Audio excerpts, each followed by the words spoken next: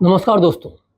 फिल्में समाज का दर्पण होती हैं, लेकिन कई बार सेंसर बोर्ड द्वारा इन फिल्मों के दृश्यों को काट छाँट कर यह बताने की कोशिश की गई कि वो समाज और देश को एक दिशा देने के लिए ऐसा करती है।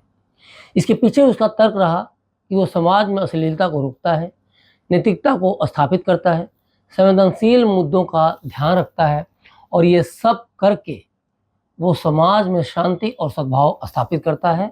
लेकिन बोर्ड के पास इस बात के जवाब नहीं होते कि नेटफ्लिक्स पर जब अश्लीलता परोसी जाती है, खून खराबा दिखाया जाता है, तो क्या उससे समाज का चेहरा विकृत नहीं होता?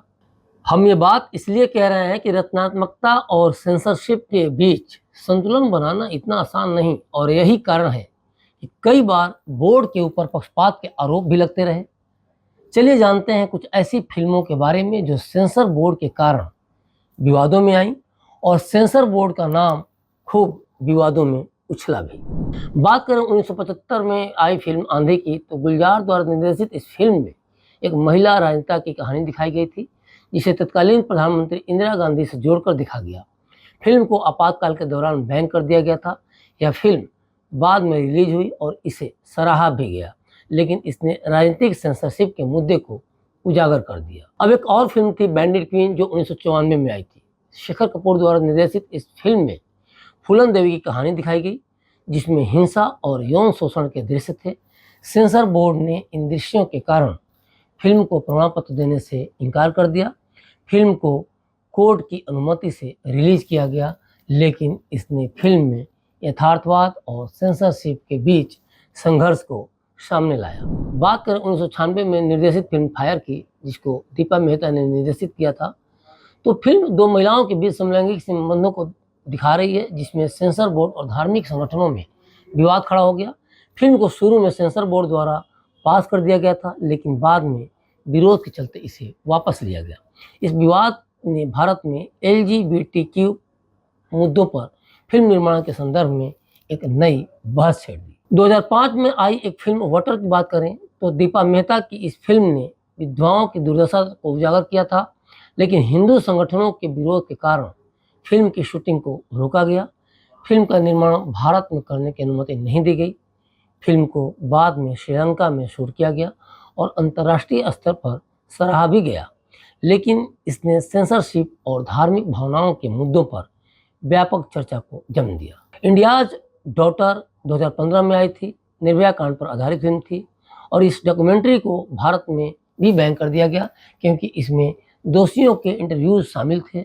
सरकार ने इसे राष्ट्रीय सुरक्षा और कानून व्यवस्था के लिए खतरा बताया। डॉक्यूमेंट्री को अंतर्राष्ट्रीय स्तर पर रिलीज किया गया, लेकिन भारत में इस पर लगे बैन ने मीडिया स्वतंत्रता और सेंसरशिप पर सवाल खड़े कर दिए। एक अन्य फिल्म थी उड़ता पंजाब, 2016 में आई थी। इस फिल्म में पंजाब में मादक पदार्थों के सेवन के बारे में चर्चा की गई थी और सेंसर बोर्ड ने इसमें 89 कट्स की मांग की थी। इसने राजनीतिक और सामाजिक मुद्दों पर बड़ी बहस छेड़ी। फिल्म निर्माताओं ने बॉम्बे हाई कोर्ट का रुख किया, जिसने सिर्फ एक कट के साथ फिल्म को पास किया। तो सोचिए, कहाँ एक कट, कहाँ 89 कट। मतलब सेंसरशिप जो सेंसर बोर्ड ने वो किया था, तो 89 कट के साथ, और कोर्ट कर रही है उसे एक। कितना बैसनेस है जो सेंसर बोर्ड के ऊपर हम लोग लगातार सवाल उठा रहे हैं। वो इससे साबित हो रहा है कि बिना किसी ठीक से परीक्षण की कहा जाए, या फिर क्या ऐसा होता है, इनका क्या परीक्षण, क्या तरीका होता है, क्या इनका क्राइटेरिया होता है कि आप 89 कट लगा देते हैं। और वही, क्योंकि कोर्ट भी तो समाज और देश का ख्याल रखता है, उसमें क्या आप प्रचारित करते हैं, क्या प्रसारित करते हैं, कोर्ट को भी ध्यान रहता है, लेकिन कोर्ट तो एक ही कट पे लगाता है और आप 89 कट पे। तो ये समझ में आ रहा है कि कहीं ना कहीं सेंसरशिप और सेंसर बोर्ड का जो कहा जाए रवैया है, कहीं ना कहीं दोहरे मापदंड पर आधारित है। इससे कोई इनकार नहीं किया जा सकता। लिपस्टिक अंडर माय बुरखा 2017 में आई थी ये फिल्म, और इस फिल्म में 4 महिलाओं की स्वतंत्रता और उनकी यौन इच्छाओं को दिखाया गया था।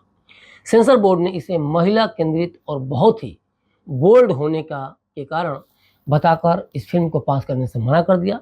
कई विरोधों और अपीलों के बाद फिल्म को रिलीज किया गया। इस विवाद ने महिला स्वतंत्रता और सेंसरशिप के मुद्दे पर बहस को जन्म दिया था। पद्मावत एक अन्य फिल्म थी जो 2018 में आई थी। संजय लीला भंसाली की इस फिल्म में रानी पद्मावती की कहानी दिखाई गई, जिसे राजपूत संगठनों ने इतिहास को तोड़ मरोड़ कर पेश करने का आरोप लगाया। विरोध इतना बढ़ गया कि फिल्म की रिलीज को रोकने की मांग की गई। सेंसर बोर्ड ने फिल्म का नाम बदलकर पद्मावत करने और कुछ कर्स लगाने के बाद इसे पास किया। इस विवाद ने इतिहास पर आधारित फिल्मों में सेंसरशिप और कलाकारों की स्वतंत्रता के बीच के संघर्ष को उजागर किया। तो ये तो रही सेंसर बोर्ड की फिल्मों पर कैंची। इसके पीछे सेंसर बोर्ड ये तर्क देता रहा कि वो कैंची इसलिए चलाता है या फिल्मों के दृश्यों में काट-छाँट इसलिए करता है ताकि फिल्में समाज में शांति, सुरक्षा और नैतिकता को बनाए रख सकें। देखा जाए तो सेंसर बोर्ड का विवादों से चोली दामन का साथ रहा है।